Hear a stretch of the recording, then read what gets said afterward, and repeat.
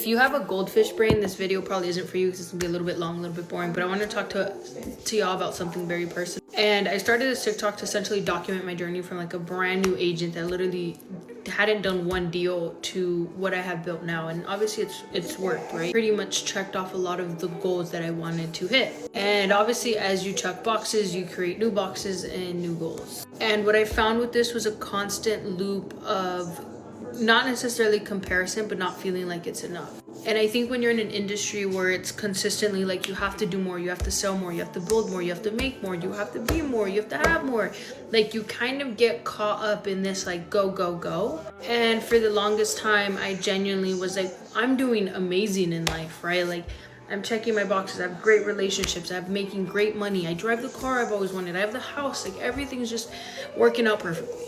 And then I hit a point where it's like, ew, but I don't feel good.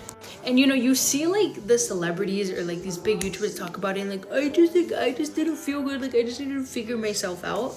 But I feel like it isn't talked about as like, why do you need to figure yourself? And what I realized was like my whole life, I had this idea of like, as long as I am successful, then I will always be valuable to other people. And so as I started checking these boxes and I start being able to like take care of my family and give back and like do these things, then you have like that pondering moment of like, okay, why are we really doing this? And it's taken me literally this whole year to like figure that out, and I'm still going through the motions. And so like I've talked about it with family members and everybody's like, you gotta find your purpose, you gotta find your why.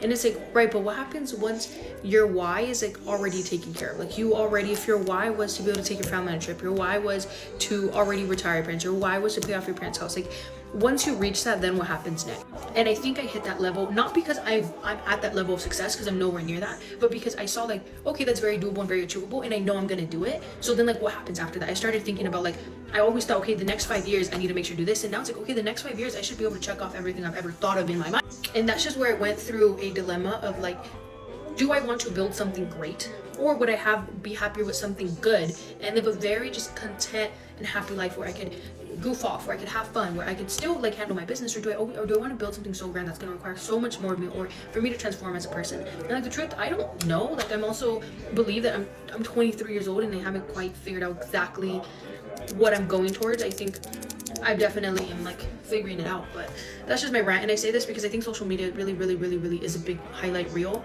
and I feel like sometimes my life can look very amazing, but just know that I am also still trying to figure out the Angelica part outside of the business. Like I think that's what happens is when you separate yourself from the business, like what is it? Like am I just like a workhorse, or am I genuinely just a person that wants to hang out with friends every once in a while?